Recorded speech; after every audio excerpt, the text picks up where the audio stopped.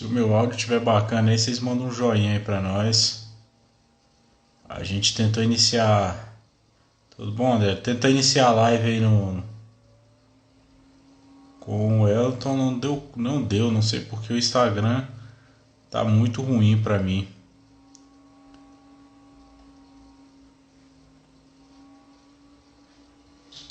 Deixa eu entrar aqui.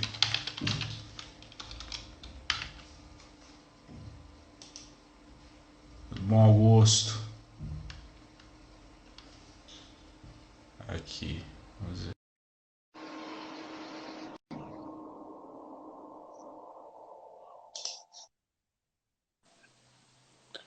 Alô? Tudo Fala, bom, meu Ismael. nobre? Fala aí, O cara, como é que você Insta- tá? o Instagram tá meio ruim aí, eu não sei o que aconteceu que eu não conseguia. Eu tentava entrar na tua live, mas não deu, mas eu te passo aqui, sem problema. Depois tu Não, salva aí se beleza. quiser. O, Sei o que você tá fazendo a WhatsApp. semana do investidor aí. Isso, acho que o WhatsApp também ficou fora hoje de manhã. Então acho que é um problema na própria central deles, né? Cara, eu tive um problema, direto, eu já tive 3 lives aí com problema, que foi na hora de quem estava sendo convidado, né? Acabava não conseguia entrar ou não aparecia imagem, mas enfim. Velho. Mas Be- tu que é o anfitrião aí, o pessoal. A gente só começou aqui, mas pô, até é, uma semana de investimento exterior é tua aí, deixa eu te apresentar. beleza. Então, para quem é seguidores do Central do REIT, meu nome é o Elton. Estou fazendo uma semana sobre investimento exterior. Ontem eu comecei falando sobre corretoras.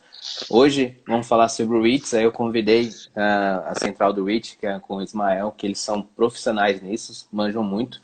Então, queria que você se apresentasse, Ismael, para o pessoal que me segue aqui. Se apresentando como é que começou esse projeto, quem é você, quanto tempo você já investe em REITs. Então, o nosso projeto começou, tem pouco tempo, na verdade, começou esse ano, o Central do REIT mesmo começou esse ano. A ideia é o seguinte, eu já vim investindo há um tempo nos Estados Unidos e eu produzia muito relatório, produzia para mim mesmo, né? Não era para ninguém não. E eu acabava enviando para alguns amigos que eu tinha e eu via que tinha muita pergunta sobre REITs, né? E a forma de avaliar REIT era um pouco diferente, assim, um pouco para ser humilde, né? É bastante diferente a forma de analisar um REIT e analisar uma empresa.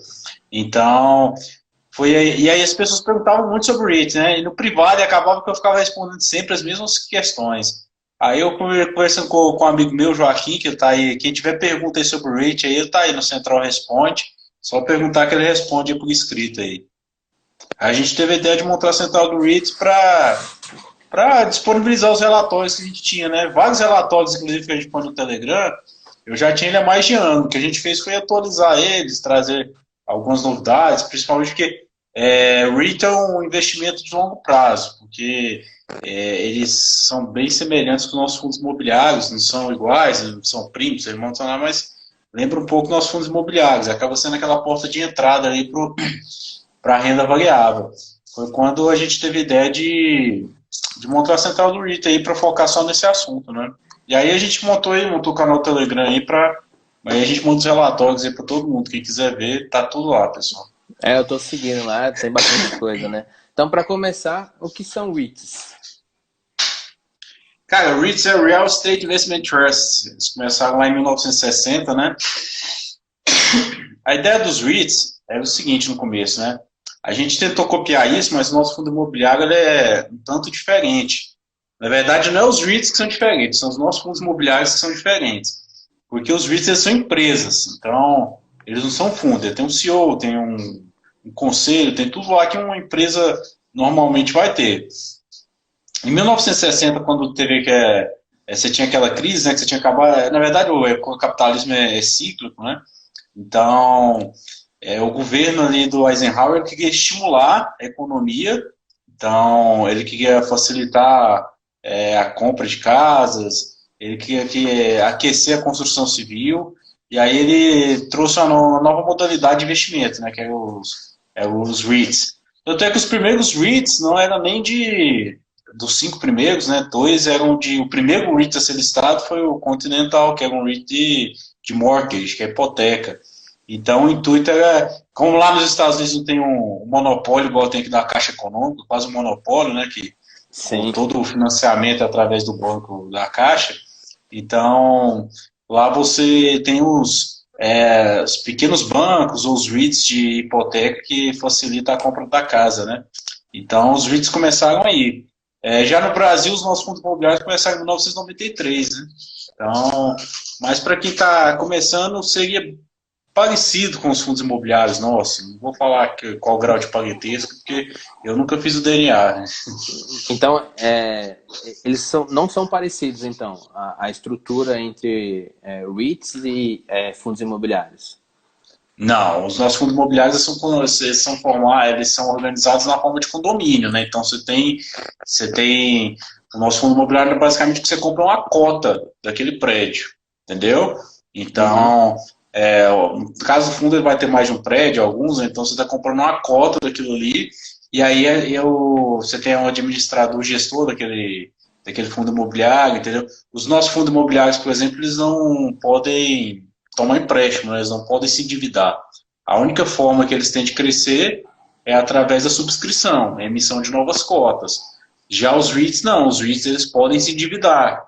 Tanto é que quem começa a investir nos Estados Unidos, né, que vai olhar os sites aí de, de métricas, né, principalmente Google Fox, que vai ver que eles são bem mais endividados que as nossas empresas, né? Então, o primeiro baque que as pessoas tomam é a questão do endividamento. Fala, pô, eles são muito endividados. Mas tem toda uma série que a gente tem que analisar, cultural, histórico, econômico dos Estados Unidos, que é bem diferente do nosso, né? Você comentou, então, que o REIT ele é uma empresa, né? Como que ele se encaixa para ser o REIT? Tem que ter uma porcentagem de investimentos em ramo imobiliário? Sim, no mínimo 70% dele tem que vir no mínimo 70% da receita dele tem que vir do ramo imobiliário, né? E não necessariamente ramo imobiliário é só, como se diz, só escritório, shopping, casa. Você tem, por exemplo, antenas de torres de celulares, você tem REIT Data Center, REIT de cassino, de hospital, enfim, qualquer ramo imobiliário que gere renda, né? E você possa transformar aquilo, distribuir isso na forma de dividendos, você pode transformar ele num REIT. Tanto é que até 2015 existia uma farra aí, né? Toda empresa que tinha qualquer tipo de imobilizado imobiliário estava virando REIT. E várias delas se transformaram em REITs nesse intuito, né? De poder usufruir das isenções fiscais que os REITs têm. E que as empresas normalmente não vão ter, né? Ah, entendi. Então existe uma tributação um pouco melhor para quando se enquadra em REITs, né? Não, é muito melhor, para falar a verdade. Ah, Então, interessante. e aí eles não pagam imposto de renda, por exemplo. Então, isso faz com que o REIT seja benéfico para a empresa. Então, por exemplo, eu vou te dar um exemplo aqui você já falou, quem vai dos Estados Unidos conhece o Olive Garden, né? É aquele restaurante italiano, todo mundo gosta de comer no Olive Garden. O Olive Garden é de uma empresa chamada Darden. A Darden, o que ela fez? Ela pegou todos aqueles restaurantes da Olive Garden e transformou em um REIT, que eu chamo Four Corners. Então, travou aí? Não sei se está me ouvindo, se sou eu que travei. Não, tô te ouvindo, tô te ouvindo.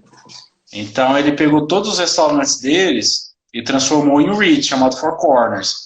Então, acaba que você tem um REIT, que é o Four Corners, e você tem do outro lado o Olive Garden, que é a Darden. Enfim, um alugando para o outro, entendeu? Aquele jogo de comadre ali, com esse REIT para poder... Ele vai pegar a isenção fiscal da parte do REIT e aí ele paga aluguel para ele mesmo, entendeu? Entendi. Então, você comentou aí dos setores, tem muito mais setores lá de atuação do que aqui no Brasil, né? Aqui no Brasil a gente está acostumado ali com galpão logístico, com escritórios, às vezes a gente encontra um cemitério aí, mas lá você tem muito mais, né? Que você comentou de antenas, que mais? Que tem aqueles lugares que o pessoal guarda as coisas, né? Sim, é self-storage, né, que é os de alto armazenamento. Inclusive, eles foram um dos que mais cresceram aí depois da crise de 2008. É Four Corners, isso mesmo, Chester. Fernanda, né? O Four Corners, ele surgiu da Olive Garden. Você tem que ver data center, cassino. Deixa eu lembrar aqui que o pessoal que eu acho mais interessante. Ah, você tem de gasoduto, você tem de outdoor, REIT de parque aquático, campo de golfe, que é o EPR Properties, por exemplo, cinema, é, shopping centers de alta qualidade. Você tem nos Estados Unidos tem uma modalidade de varejo que são os centros comerciais, né? Que não são necessariamente um shopping, mas são centros comerciais. Tem muito REIT focado nisso. Você tem um REIT bacana que surgiu agora em 2017, que chama Safehold. O Safehold, ele tem a terra. Então, assim, pra você ter uma ideia, ele não é dono do prédio, ele não é dono de nada. Ele aluga a terra e o prédio é seu. Imagina, eu sou o REIT, Safehold, eu alugo o lote, você vai lá e constrói seu prédio, eu sou dono do lote, mas você é dono do prédio, entendeu? Ué, Então, e quando surge uma divergência, como é que resolve isso? não, então, o que, que acontece no Safehold? Geralmente ele é dono da fração do prédio, alguns prédios, mas os contratos dele são de muito longo prazo. É contrato para 30, 40, 50 anos, entendeu? Ah, entendi. Então, é, ele é um dos REITs, hoje ele é considerado um dos REITs mais seguros. Esse Safehold, da Star, ele tem essa pegada de alugar, de ser o dono do terreno, né? Você tem, por exemplo, o REIT de galpão logístico, né, o REIT industrial, igual a Mercold, que ele tem, na verdade, eles são galpões frigoríficos, né? De armazenar alimentos congelados. Você tem a IPR Properties, que é a Innovation Properties, que é um de galpão logístico de maconha, entendeu? Então você tem de tudo. Você acredita que os fundos imobiliários possam crescer aqui no Brasil dessa maneira, de expandir para mais setores? Ou você acha que é mais complicado? Então, agora no Brasil está surgindo uma modalidade que eu acho que o brasileiro ainda não conhece, que é o do autoarmazenamento, né? Eu estava até conversando com uns amigos meus aqui mais cedo, que está surgindo agora algumas empresas de armazenagem, de autoarmazenamento. Como que funciona o autoarmazenamento nos Estados Unidos? Você aluga um espaço, em geral ele lembra uma garagem, né? Parece que são várias garagens de carro e você aluga uma parte daquela metragem ali e você armazena o que você quiser. O aluguel varia de acordo com a metragem, né? Você tem alguns que são do tamanho do banheiro, outros alugam, por exemplo, uma parte parecendo um cofre, alguns alugam espaço para guardar um barco, então até avião, então depende muito. Mas o Brasil está surgindo isso agora. Aí, lógico que a gente ainda não tem fundo imobiliário nesse sentido. Mas Estamos eu falo isso caminhando, que então. mas eu conheço diversos lojistas, por exemplo, que alugam de repente uma casa, alugam um galpão, entendeu? Para armazenar. Eu vou dar exemplo aqui até de um familiar meu, que ele é dono de uma indústria de material de academia. Então ele tem aquele espaço que ele precisa alugar para armazenar aquele material de academia que ele ainda precisa entregar. E esses galpões de armazenamento, né, self-storage, né, que é auto-armazenamento, você vai lá, abre, fecha, não tem ninguém para fazer por você, eles estão começando a surgir. Eles são uma modalidade barata, porque em geral o aluguel ali daquele espaço é 100, 150 reais. Então, quem, por exemplo, vamos supor que você é dono de um bar, por exemplo, né, e você precisa armazenar diversas bebidas, cerveja, vinho, e o seu bar é pequeno, você não tem espaço para ficar armazenando isso, e para você é mais vantajoso comprar no atacado. Então, você alugar um espaço desse é muito vantajoso para você, porque você tem toda a segurança, tem segurança de 24 horas, você tem seguro da sua mercadoria, e é barato. Então, você armazena ali aquele lugar, todo aquele produto que você não tem onde armazenar, você coloca ali. Mas o americano, ele usa muito mais que isso, né? Na crise de 2008, o que aconteceu? Muita hipoteca foi executada e muito americano perdeu a casa.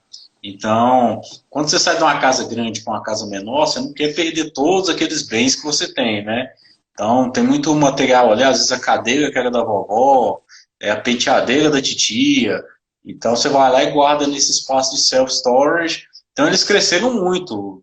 Você tem aí o Extra Storage, CubeSmart, que vieram, depois de 2008, eles deram um salto gigantesco aí.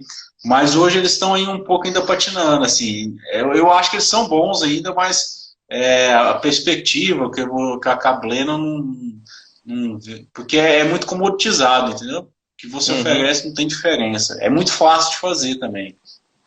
A Mas é um concorrência é setor que eu acho que fácil, no né? Brasil, eu acho que pode pegar ainda. Eu acredito no futuro disso, é porque a gente ainda não tem a cultura, mas é algo que no futuro.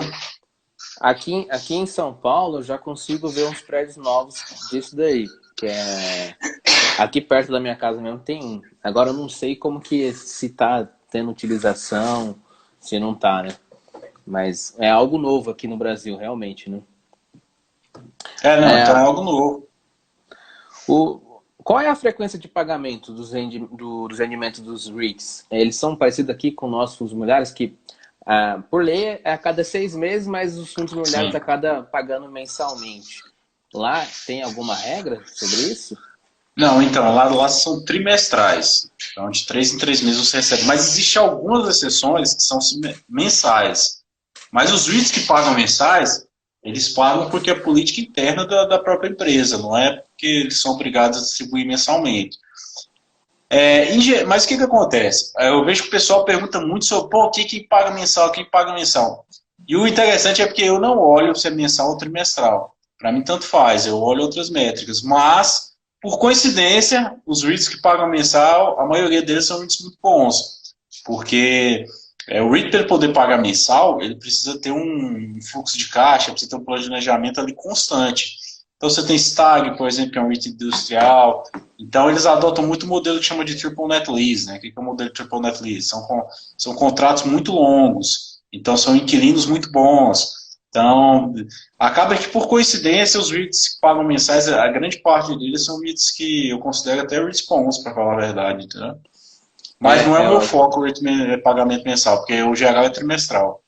O brasileiro ele tem esse costume de ser mensal. Até quando suspenderam os pagamentos, por exemplo, dos FIs e shoppings, nossa, eu recebi uma churrada de pergunta, tipo, eles podem fazer isso, né? A gente não está acostumado com isso, mas, Sim. mas o importante é tá caindo dinheiro na conta lá, não importa muito a frequência, né? Vamos deixar assim, Deison. Vamos deixar salvo aí. Cara, você comentou da dívida, né? E realmente eu até fiz essa pergunta para você uma vez aí, que eu estava estudando sobre o REITs e eu me assustei um pouco com a relação à dívida, né? Por que que os REITs eles se dividam e como analisar essa dívida na hora de eu escolher um REIT? Então, eu vou explicar aqui, igual eu explico toda live, eu acho que até é meio repetitivo, mas como nem todo mundo assiste, é o seguinte. Imagina aqui que eu e você, a gente descobre aí na tua cidade aí, que a gente tem um apartamento muito bom de R$ 200 mil e o valor do apartamento é 300 mil. Aí você fala para mim, pô, vamos comprar um apartamento? Eu não tenho dinheiro, a gente compra, aluga e racha o aluguel. Aí eu entro com 100 mil, você entra com 100 mil, a gente compra esse apartamento.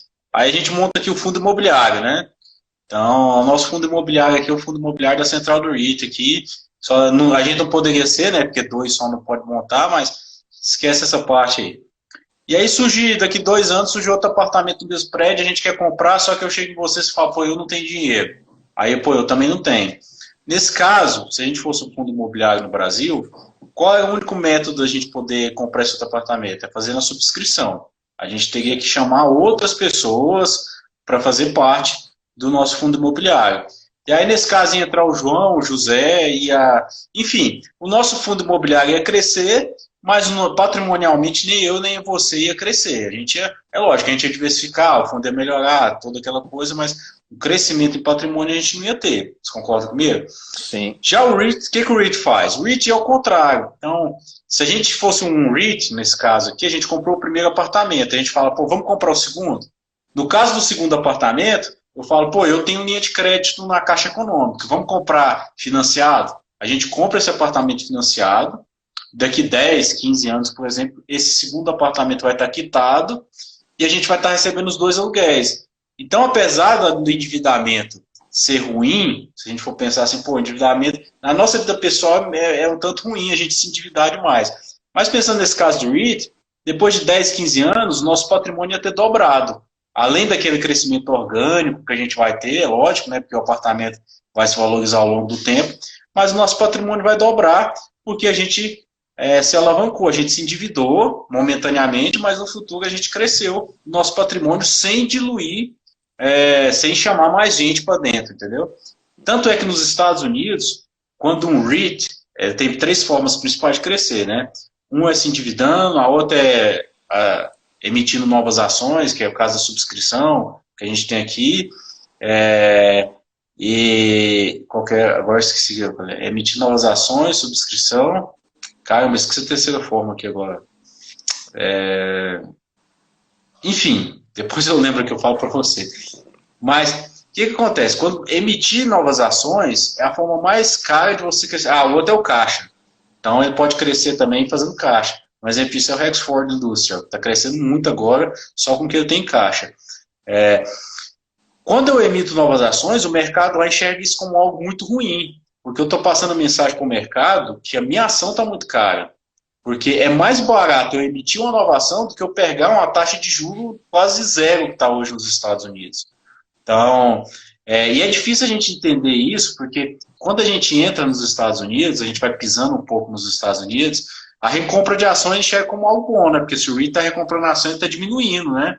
Porque o dividendo, ele é distribuído com base no número de ações que tem no mercado. Então, quanto menos ação tem no mercado, mais dividendo você vai receber, né? Proporcionalmente pela sua cota. Então, lá nos Estados Unidos, a gente tem que entender um pouco a cultura. Primeiro, a taxa de juros lá, ela não é igual à nossa, né? A taxa de juros lá, ela é bem mais baixa. E a gente tem uma insegurança política, jurídica, fiscal. Você coloca todo tipo de insegurança que a gente coloca, o nosso país consegue ter. E lá você consegue ter mais previsibilidade, né? Você consegue ter uma segurança maior. E o mercado mundial vai para lá. Então, a gente está aqui hoje, por exemplo, falando de REITs, exatamente porque o brasileiro já está querendo ir para lá, né? Então, essa é uma questão que a gente tem que analisar. Eu acho o endividamento, se ele for bem feito, ele é algo bom, como eu acabei de explicar. No caso do nosso REIT aqui, que a gente montou aqui, a gente teria crescido e daqui a 10 anos a gente teria dobrado, triplicado o nosso patrimônio e só nós dois de sócio, entendeu? Entendi. Mas tem como avaliar essa dívida? Algum, tipo, putz, está muito alavancado ou não está?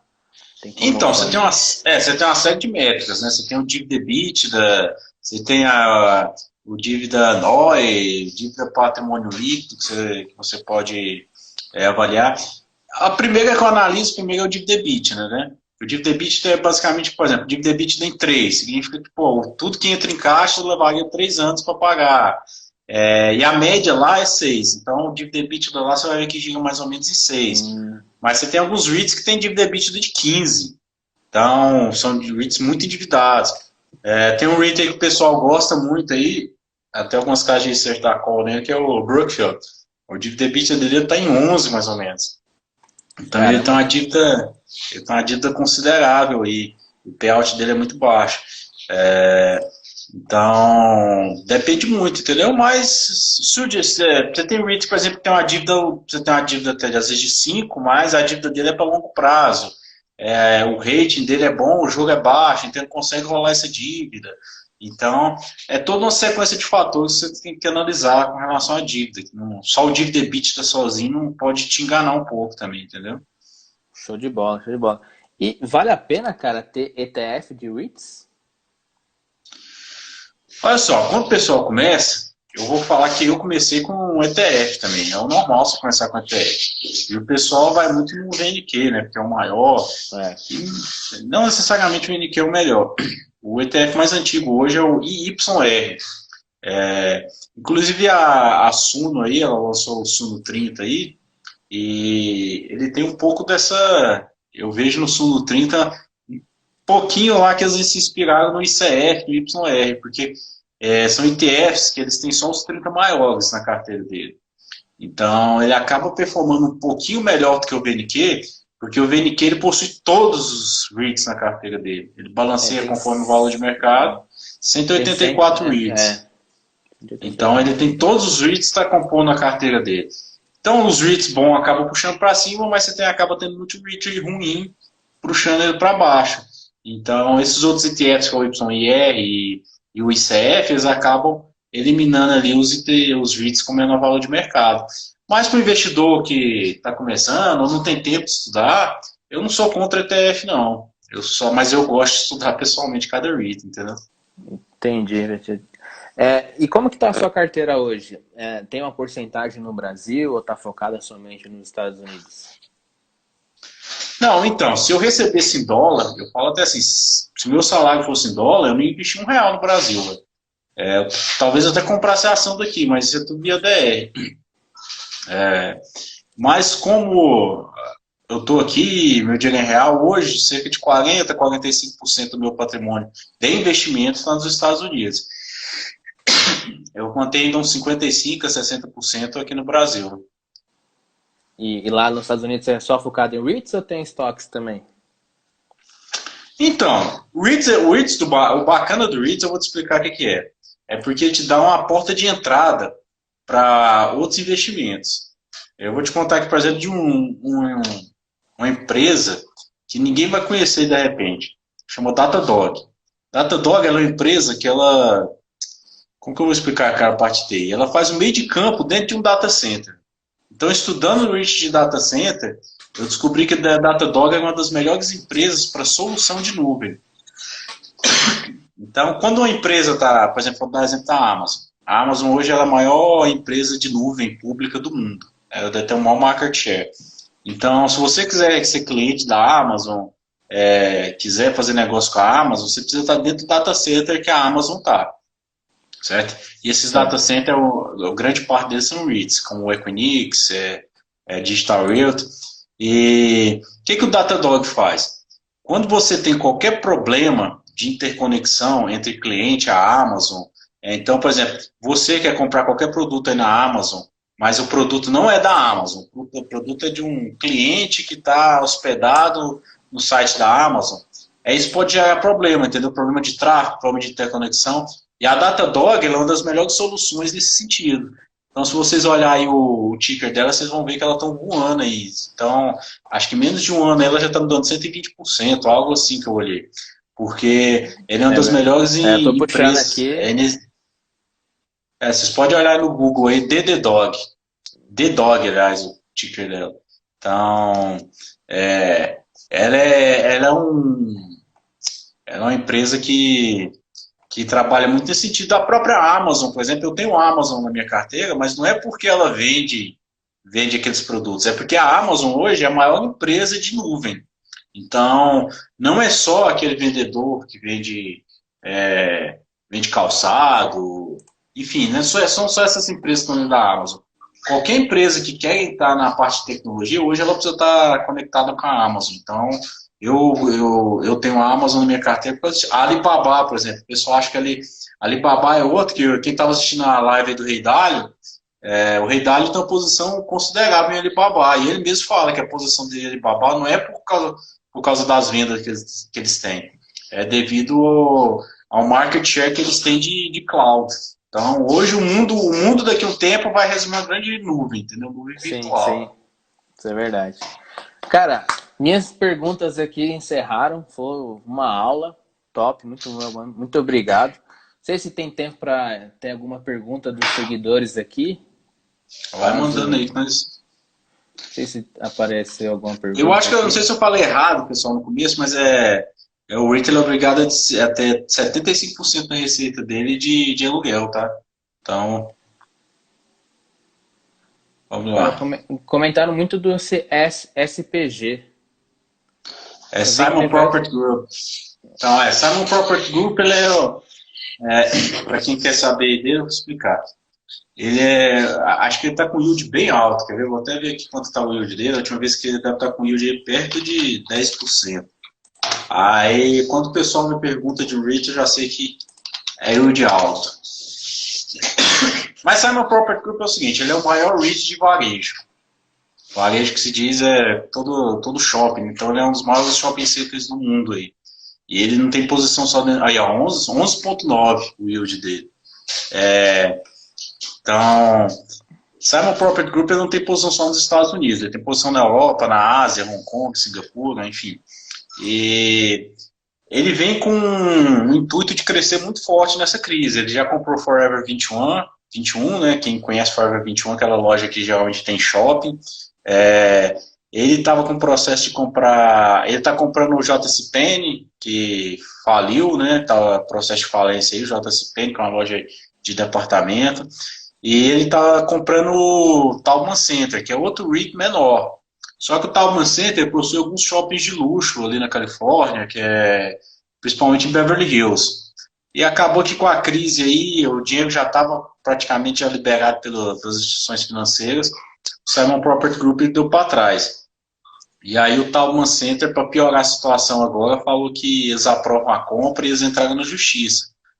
E aí, enfim, aí das últimas semanas estava subindo bastante, Simon Property, e aí o processo acabou caindo na mão de um juiz linha dura, então daí tem uma perspectiva aí da Simon Property perder esse processo, e aí vai ser um desembolso aí de quase 3 bilhões de dólares aí nesse imbróglio, então acaba sendo ruim, e também tem a questão dos shoppings, né, que vem sofrendo bastante aí com a pandemia, que todos eles ficaram fechados, né. Eu tô vendo aqui, teve uma queda bem expressiva na cotação, né? Ele tava até subindo aqui, quer ver? Não sei nem como é que eu aqui, como é que tava aqui. Tá 72 dólares? 70 e poucos dólares? Não, 73 não, já.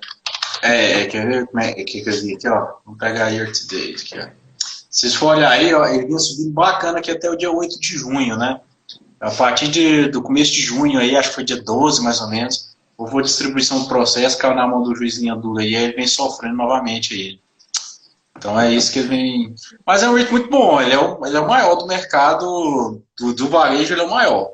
Então, e também tem a questão seguinte: nos Estados Unidos eles não têm esse negócio que a gente tem com o shopping center, né? Porque aqui no Brasil o shopping center ele é até algo mais de lazer do que realmente de compra. Então a gente vai no shopping center para prática de alimentação, pelo cinema. Lá nos Estados Unidos não, as pessoas elas são muito mais e-commerce. Então, falo até que são esses REITs como Simon Property, Macquarie, Taubman Center, eles sofrem muita influência do e-commerce, porque o e-commerce acaba diminuindo muito o consumo, né, a circulação das pessoas ali. Então, o que faz de Simon Property um case bacana é pelo fato de ele estar muito bem localizado em cidades turísticas. Então, acaba que quem mais frequenta eles são mais, às vezes, turistas que os próprios locais. Eu vi em Orlando também, eu percebi isso, né? Que tem muito turista. E a estrutura do shopping é diferente do nosso mesmo. Aqui a gente faz praticamente tudo. Tem um shopping aqui que é um dos maiores da América Latina, que é o Aricanduva. Você faz tudo, tem Detran, tem móveis planejados, várias lojas, cartório, tem um monte de coisa, mercado. Então, é como se fosse um complexo ali, né? E é diferente nos Estados Unidos, né? Estão perguntando... Você tem, por exemplo, que... Pode falar. Não, tem, por exemplo, que o pessoal tem muita coisa que tem aí, que indicação também, call de casa de seja, que é o Tanger Outlet. Então, o Outlet nos Estados Unidos está sofrendo muito exatamente, e até porque o Outlet ele não tem como diversificar. Então, a Tanger está tentando abrir o modelo de e-commerce também, mas é complicado, porque o varejo você ainda tem como ancorar ele. Você tem alguns varejistas como National Retail, como Store Capital, que eles ancoram em grandes supermercados, na Target, Home Depot. Agora, esses shopping de alto padrão e o outlet, por exemplo, você não tem nem que ancorar, né? Porque o foco ali principal realmente é a vida do varejo aí. Sim. Perguntaram aqui de rate de prisão, se tem futuro. Cara, o rate de prisão é o seguinte, o pessoal gosta muito de rate de prisão, de novo, por causa do yield, né? Tem um yield muito alto aí. Se for pegar aí o Geogroup, quer ver? Vamos ver quanto está o Geogroup aqui. Deve estar uns 30% o yield dele, se não for mais. Né? Caramba, porque... é alto, hein? É muito alto. Não é que ele seja... Fala aqui, não. Foi mal aqui, tá 16%. Mas é mesmo assim. Mas assim ainda é bastante alto. Só que o payout dele está em 208%. O que acontece com o REIT de prisão? Né? O REIT de prisão ele é mais afetado por ideologia política do que por ciclo econômico. Então, em 2016, por exemplo, até 2016, Geogroup, Corsic, eles vinham performando muito bem. E aí o Barack Obama falou que ia acabar com esse modelo, enfim. Aí eles desabaram. 2016, olha aí a cotação dele, mais ou menos 2016, ele desabou.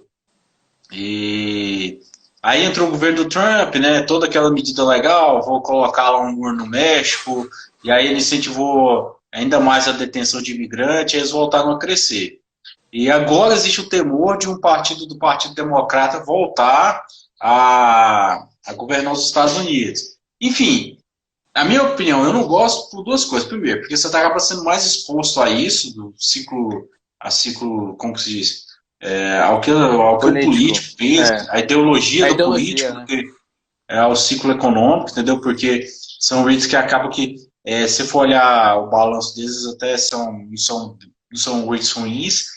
Segundo ponto, por causa dessas ideologias, os bancos, por exemplo, eles evitam de emprestar dinheiro para eles. Então, o JP Morgan, por exemplo, já falou que não empresta mais dinheiro nem para o Corsiv, nem para o Geo Group. Então, eles têm uma dificuldade muito grande de pegar empréstimo. O Corsiv, que é outro REIT de prisão, ele está num processo de deixar de ser REIT.